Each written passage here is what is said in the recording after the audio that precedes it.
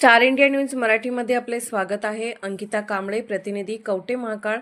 बोरगाव वर्षावास समापन सोहळा व धम्म मेळावा मोठ्या जल्लोषात संपन्न। बोरगाव, रविवार दिनांक 5 ऑक्टोबर 2025 रोजी बोरगाव येथे बुद्ध विहारात आषाढ पौर्णिमा ते अश्विन पौर्णिमा सलग 3 महिने वर्षावास कार्यक्रम सुरू होता। या दरम्यान दररोज सकाळी त्रिसरण व पंचशील बुद्ध वंदना तसेच भगवान गौतम बुद्ध व त्यांचा धम्म या ग्रंथाचे अविरतपणे वाचन सुरू होते।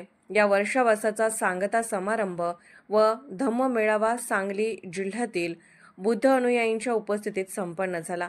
या कार्यक्रमाची सुरुवात बुद्धम शरणम गच्छामीच्या जयघोषामध्ये प्रमुख मान्यवरांच्या व पंचशील नगरमधील बौद्ध अनुयायी बांधवांच्या उपस्थितीत मुख्य मार्गावरून पदयात्रेद्वारे मुख्य धम्मपीठाकडे प्रस्थान करण्यात आले। यावेळी महिला अनुयायी मोठ्या संख्येने उपस्थित होत्या। त्यानंतर उद्योगपती CR सांगलीकर यांच्या शुभ हस्ते पंचशील ध्वजाचे ध्वजारोहण करण्यात आले। स्वागत अध्यक्ष आयु सीताराम माने यांनी व आयोजकांनी सर्व मान्यवरांचे स्वागत केले। त्याचबरोबर विजय बापू माने यांनी मान्यवरांना बुद्ध वंदनेची पुस्तके देऊन स्वागत केले। कार्यक्रमाचे प्रास्ताविक आयु निळकंठ माने यांनी केलं। या सांगता समारोपासाठी मुख्य मार्गदर्शन व आशीर्वाद पूज्य भंते डॉक्टर यश कश्यपायन, विशेष मार्गदर्शन धम्मभूमी गुगवाडचे संस्थापक, पीपल्स एज्युकेशन सोसायटीचे संचालक उद्योगपती CR सांगलीकर यांनी केले। या कार्यक्रमासाठी प्रमुख वक्ते म्हणून उपस्थित असलेले धम्मप्रचारक व पाली भाषा अभ्यासक प्राध्यापक डॉक्टर सुगंध वाघमारे यांनी धम्म समजून घेताना या विषयावर मार्गदर्शन केले। भारतीय बौद्ध महासभेचे माजी जिल्हाध्यक्ष व धम्मप्रचारक आयु जितेंद्र कोलप यांनी भगवान बुद्धांचे धम्मनगर या विषयावर मार्गदर्शन केले। धम्मप्रचारक व पाली भाषा अभ्यासक आयु दयानंद कांबळे यांनी बहुजनांच्या 9 देवी या विषयावर मार्गदर्शन केले आणि आंतरराष्ट्रीय मानवाधिकार संघटना सांगली जिल्हाध्यक्ष आयु रतन तोडकर यांनी धम्म आणि आपण या विषयावर मार्गदर्शन केले। प्रमुख उपस्थिती आयुष्मान संतोष तायडे, अभियंता सार्वजनिक बांधकाम विभाग वेटा यांनी मनोगत व्यक्त केले। कार्यक्रमाचे अध्यक्ष तथा कोषाध्यक्ष श्रावस्ती बुद्ध विहार सांगली आयु संभाजी माने यांनी अध्यक्ष मनोगत व्यक्त केले। कार्यक्रमाच्या शेवटी अतुल माने यांनी सर्वांचे आभार मानले। या कार्यक्रमाचे अतिशय सुंदर असे सूत्रसंचलन आयु सतीश गाडे यांनी केले।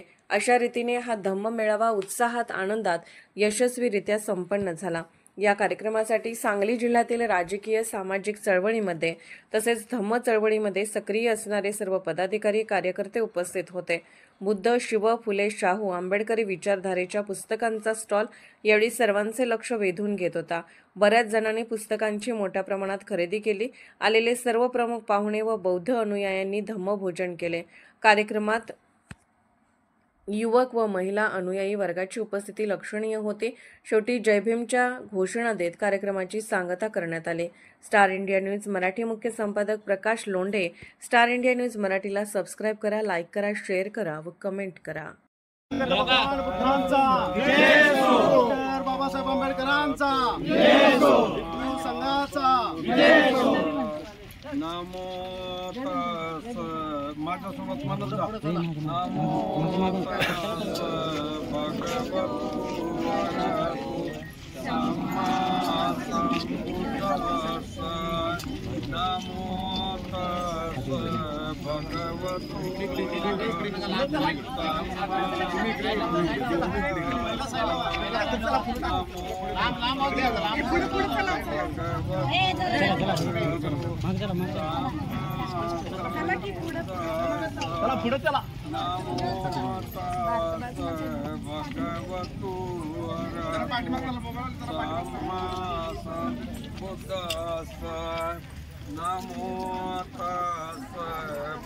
नमो तस् भगवतो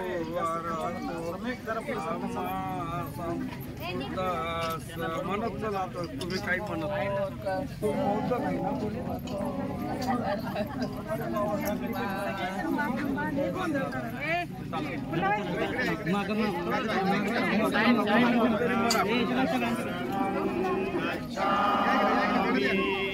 धम्मं शरणं गच्छामि, संघं शरणं गच्छामि, बुद्धं शरणं गच्छामि, धम्मं शरणं गच्छामि, संघं शरणं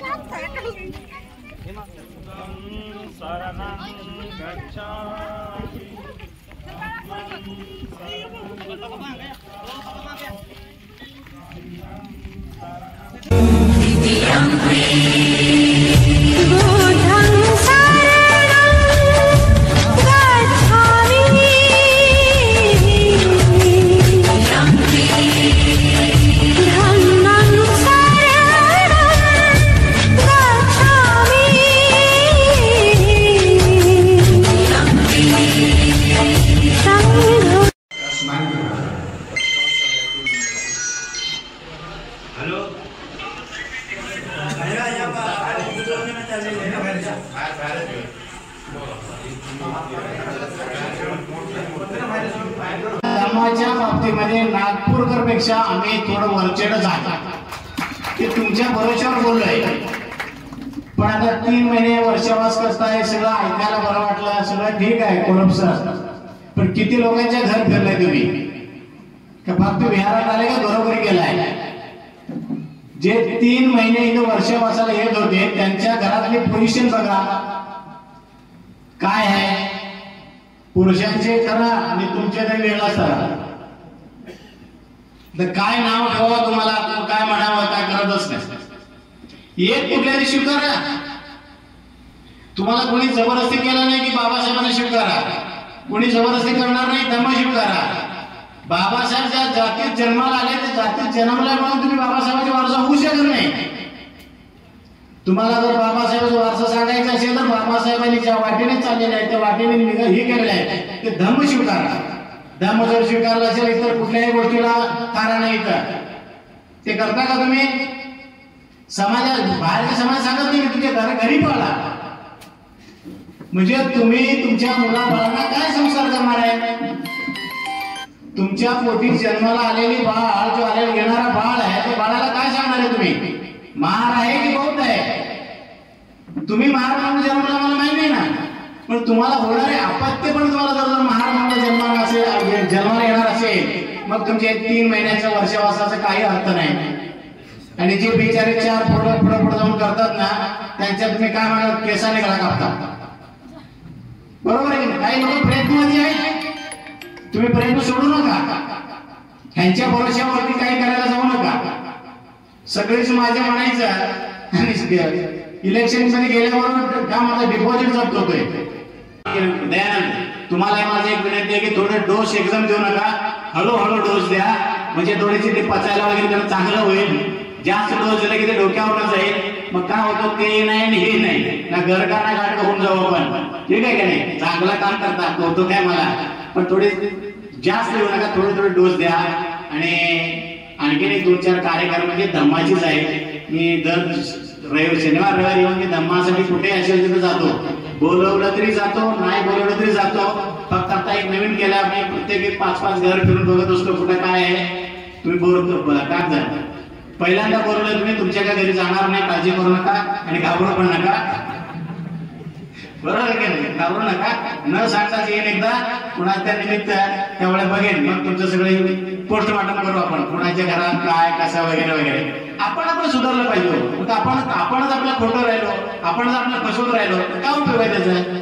बरोबर की नाही? तशा पद्धतीने करायचं नाही. बोलणारे लोक अजून भरपूर आहेत, तर मी काय जास्त बोललो असेल किंवा काहीतरी तुम्हाला हे लागलं असेल, लागण्यासाठी नाही की मी कान टोचण्यासाठीच बोलत असतो. कान टोचणंच माझं आजकालचं काम झालेलं आहे. कुणाला असेल ते बघा. आणि आज एवढं थांबतो आणि अशाच पद्धतीने पुढे बोलत राहा. 12 नोव्हेंबरला धम्मभूमी गुगवाडला फार मोठ्या प्रमाणात यावेळेला कार्यक्रम घ्यायचं होतं. बाबासाहेब आंबेडकरचा पुतळा बसून झालेला आहे, अनावरण झालेलं नाही. गौतम बुद्धाचा पुतळा बसून झालेला आहे बाहेरच्या साईडला, अनावरण करायचं. मला कुठल्या पद्धतीने आणायचं होतं आपल्याला? दलाई लामाला आणायचा प्रयत्न करतो वर्षभरासाठी. ते आजारी असतात. एकदा काशीना त्यांना दलाई लामाला गुगवाड सारख्या एखाद्या छोट्याच्या तुमच्यापेक्षा छोटं गाव आहे आमच्या गावी आणायचं, पण ते आज टाइम उद्या टाइम म्हणतात. 7 महिन्याने मला टाइम देतो म्हणाले. 7 महिन्यानंतर पुण्याला येणार आहेत, त्यावेळेस आपण येऊ असं म्हणतात. पण 7 महिने आपण थांबत नाही. 12 नोव्हेंबरला आपण दरवर्षी कार्यक्रम करतोच. त्यावेळेस आता छोट्या प्रमाणात का नाही, 12 नोव्हेंबरचा कार्यक्रम असणार आहे. आपण सगळ्यांना मी इन्व्हिटेशन देतो, आपण सगळे यायला पाहिजे. आणि सगळ्यात महत्वाचं 10 दिवसाचं तुम्ही विपश्यना म्हणतात, विपश्यना जाणार आहे का मान्य मला माहित नाही. मी विपश्यनेपेक्षा श्रामणेर शिबिर 10 दिवस तुम्ही अटेंड करायला पाहिजे. आम्ही वर्षातनं 2दा अटेंड करतो तिथं. काय तुमच्याकडे 1 रुपया घेत नाही, काही नाही. फक्त येण्याचं आणि तिथे यायचं, परत निघून यायचं आहे. ज्या वेळेला महिलांचं सेपरेट घ्यायचं डोक्यात आहे. वर्षातनं 2दा जे करतो ना, 10 दिवस श्रामणेर शिबिर तुम्ही अटेंड करायलाच पाहिजे. म्हणजे आपल्याला कळणार आहे धर्म काय, कसं करायला पाहिजे, काय करायला पाहिजे. नुसतं 1 दिवस ऐकून काही होणार नाही. त्यामुळे तिकडेही लक्ष देऊन जावा. आणि कुठेही असेल आमच्याकडे या म्हणत नाही, कुठेही असेल तिकडे जावा आणि श्रामणेर शिबिर अटेंड करा. आज एवढे सांगतो आणि इथंच थांबतो. जय भीम, नमो बुद्धाय. धन्यवाद सांगितलं.